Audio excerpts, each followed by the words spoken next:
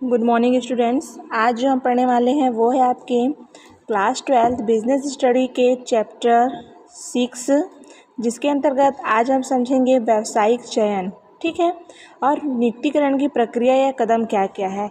इसके पहले के वीडियो में हमने समझा था कर्मचारियों की भर्ती और चयन प्रक्रिया में अंतर, चयन प्रक्रिया की विधि क्या होती है एवं कर्मचारियों का चयन किस विधि से एवं में ध्यान रखने वाली बातें कौन कौन सी है, इस सब के बारे में क्या किया था मैंने आपको बताया था ना। तो आज जो हम पढ़ने वाले हैं वो है आपका क्या, व्यावसायिक चयन। तो देखिए, आइए शुरू करते हैं हम लोग कि व्यावसायिक चयन है क्या।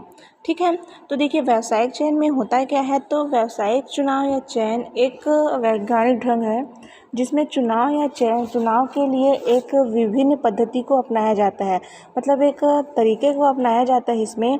और ये भी कहा जाता है कि व्यावसायिक चयन श्रमिकों एवं कर्मचारियों के चयन की एक क्या है, पद्धति है, एक पद्धति होती है, क्योंकि जिसमें चयन के लिए वैज्ञानिक विधियों या तरीकों का प्रयोग किया जाता है या भी जिन तरीकों को अपनाया जाता है वो हमारे इसी पद्धति के अंतर्गत आता है। तो देखिए, इस पद्धति में सर्वप्रथम कार्य का स्वभाव ज्ञात किया जाता है। ठीक है, साथ ही साथ उस कार्य के लिए किस किस योग्यता और अनुभव की व्यक्ति की आवश्यकता होगी उसका भी क्या किया जाता है, उसमें शामिल किया जाता है, उन बातों को शामिल किया जाता है, उनका आकलन किया जाता है। तत्पश्चात ऐसी योग्यता वाले समस्त जो अभ्यर्थी रहते हैं या आवेदकों को गुणों की तुलना की जाती है। फिर इन गुणों या योग्यता में जो आवेदक के स्वभाव के अनुरूप उनको क्या किया जाता है, अगर उनके उसमें इन गुणों को पाया जाता है तो उनको क्या किया जाता है, सेलेक्ट किया जाता है और उनका चयन कर लिया जाता है। इस प्रकार कार्य के अनुरूप योग्यताधारी का चयन करना क्या कहलाता है, हमारे लिए व्यावसायिक चयन कहलाता है। ठीक है, अब देखिए व्यावसायिक चयन में भी किन किन योग्यताओं को देखा जाता है आपको। तो सबसे पहले योग्यता रहता है उसमें शिक्षा संबंधित योग्यताओं को भी ध्यान दिया जाता है। साथ ही साथ कार्य के अनुरूप से तकनीकी ज्ञान उनके पास है कि नहीं, शारीरिक गुण, बौद्धिक गुण, व्यक्तिगत गुण क्या क्या हैं, या फिर उत्तरदायित्व निभाने की क्षमता उस आवेदक के पास है कि नहीं, इसमें भी विशेष रूप से जोर दिया जाता है। अधिकारियों के प्रयोग करने का ढंग क्या है और संकट काल में या साधारण परिस्थिति में कार्य करने की क्षमता यदि है कि नहीं। तो ये क्या हो गया हमारा व्यावसायिक चयन।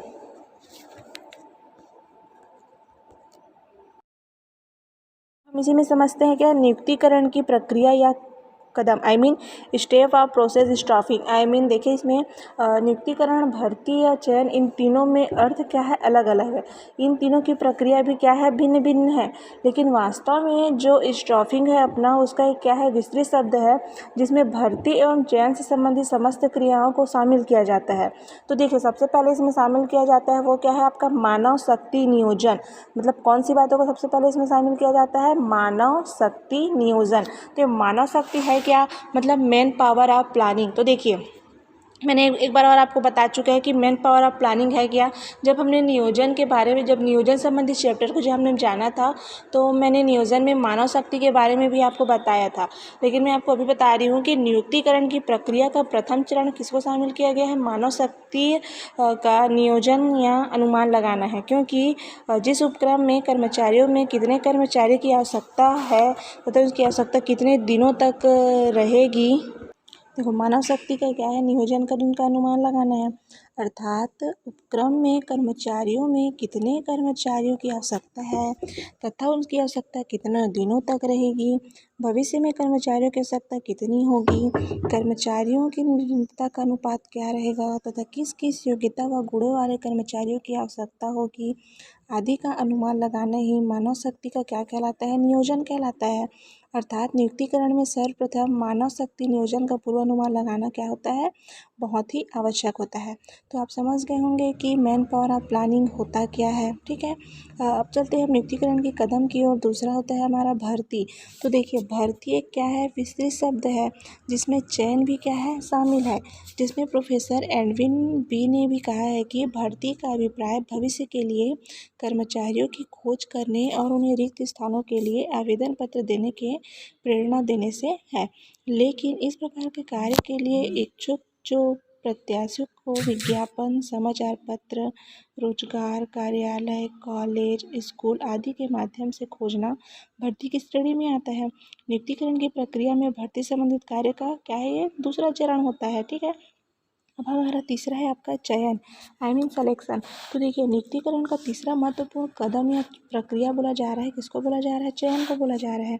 तो चयन एक क्या है? एक प्रकार से प्रक्रिया है जिसमें भर्ती के लिए इच्छुक आवेदकों को दो भागों में विभक्त कर दिया गया है। पहला, जिन्हें कार्य के लिए योग्य पाकर रोजगार दिया जाना है, और दूसरा आपका हो गया जिन्हें रोजगार नहीं दिया जाना है। इस प्रकार कार्य के लिए योग्य व्यक्तियों का चुनाव करना ही क्या कहलाता है? चयन कहलाता है, आई मीन सिलेक्शन कहलाता है। ठीक है, तो हमने 3 प्रकार के कदम को देखा। पहला देखा हमने मानव शक्ति, दूसरा भर्ती, और तीसरा हो गया आपका क्या? चयन। अब हम चौथा समझते हैं, कर्मचारियों का आगमन एवं परिचय। अब तो देखिए, जो नए कर्मचारी रहते हैं उनके चयन हो जाने के बाद संस्थान में उनका आगमन कराया जाता है, मतलब उनको बुलाया जाता है। तथा आगमन के साथ ही उन कर्मचारियों को कार्य से एवं अन्य संबंधित कर्मचारियों से परिचय कराया जाता है। परिचय एक आवश्यक कार्य है, क्योंकि परिचय के बिना जो नए कर्मचारी अपने कार्य को ठीक ढंग से संपन्न नहीं कर सकते। अर्थात परिचय से कर्मचारियों में आपसी विश्वास, निष्ठा एवं सहयोग की भावना क्या होती है? जागृत होती है। और पांचवा कदम है आपका क्या? प्रशिक्षण एवं विकास। अब चयन हो जाने के पश्चात अच्छे से अच्छा कर्मचारी या प्रबंधक भी प्रशिक्षण के बिना कार्य में क्या है? श्रेष्ठ योगदान नहीं दे सकता। नियुक्तिकरण की इसी प्रक्रिया में नियुक्त कर्मचारियों के प्रशिक्षण की व्यवस्था की जाती है। इसमें कर्मचारियों की कार्य क्षमता में जो वृद्धि होती है, अर्थात कर्मचारियों संगठन का क्या होता है? विकास होता है। मतलब देखिए, पहला हो गया उनका भर्ती, दूसरा हो गया उनका चयन, तीसरा हो गया उनका आगमन एवं परिचय कराना, और हमारा पांचवा हो गया उनको प्रशिक्षण एवं उनके डिप्लॉयमेंट के लिए, मतलब उनके प्रशिक्षण का क्या करना है? हमको तैयारी करवाना है, नहीं। और हमारा छठवां कदम है आपका पारिश्रमिक का निर्धारण। अब देखिए, चयन हो जाने के बाद, उनका आगमन हो जाने के बावजूद अब उनका ट्रेनिंग भी हो गया, तो उनका पारिश्रमिक का निर्धारण करना भी आवश्यक है, क्योंकि नियुक्त किए गए कर्मचारियों के लिए उनके कार्य के अनुरूप पारिश्रमिक का निर्धारण करना भी बहुत ही आवश्यक है। अब चयन के पूर्व प्रारंभिक वेतन या मजदूरी की घोषणा कर दी जाती है, किंतु वास्तव में मजदूरी कार्य की प्रकृति, उसकी गुणवत्ता और कार्यकुशलता के आधार पर ही निर्धारित की जाती है। ठीक है, अब सातवां चलते हैं आपका क्या है? तो निष्पादन का मूल्यांकन, आई मीन कर्मचारी द्वारा संपादित किए गए कार्य के प्रमाप से मूल्यांकन करना ही क्या कहलाता है? निष्पादन का मूल्यांकन कहलाता है। लेकिन जो निष्पादन के मूल्यांकन के आधार पर ही कर्मचारियों की मजदूरी एवं उनकी कार्यकुशलता का मापन किया जाता है। अतः जो स्टाफिंग में निष्पादन मूल्यांकन एक क्या है? आवश्यक कार्य है। और आठवां और लास्ट चलते हैं आपका पदोन्नति एवं हस्तांतरण। तो देखिए, पदोन्नति एवं हस्तांतरण बोला जा रहा है, तो श्रेष्ठ कर्मचारियों को निश्चित समय के पश्चात या तो उनको क्या किया जाता है? प्रमोट किया जाता है, या फिर आवश्यकता अनुसार कर्मचारियों को एक स्थान से दूसरे स्थान पर ट्रांसफ़र कर दिया जाता है। ठीक है, अर्थात स्थानांतरित कर दिया जाता है। तो संगठन में नियुक्तिकरण की एक क्या है? महत्वपूर्ण प्रक्रिया है।